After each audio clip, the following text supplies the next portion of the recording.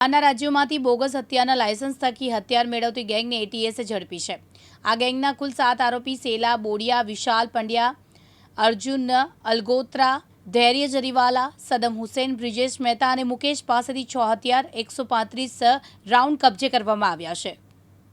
આરોપીઓ ગુજરાતમાંથી લાયસન્સ ન મળી શકે તેવા લોકોને હરિયાણા લઈ જઈને અન્ય રાજ્યોમાંથી હથિયાર અને લાયસન્સ અપાવતા હતા।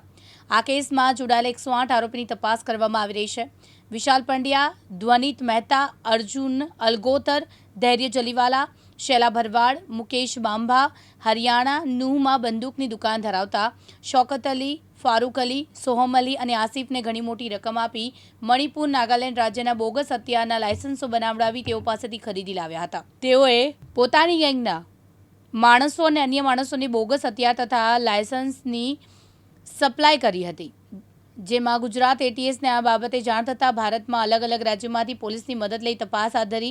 તે દરમિયાન જાણવા મળ્યું કે ગુજરાતમાંથી ઘણા લોકોએ છેલ્લા 6 વર્ષમાં યેનકેન પ્રકારે નાગાલેન્ડ અને મણિપુરમાંથી ખોટા હથિયારના લાયસન્સો બનાવી હરિયાણાથી હથિયાર ઇસ્યુ કરાવ્યા હતા, જેના પગલે Gujarat ATS, Ahmedabad crime branch, Surat crime branch, Vadodara શહેર સહિત અલગ અલગ જિલ્લામાં પોલીસની મદદથી હથિયાર મેળવતી ગેંગને ઝડપી પાડી છે।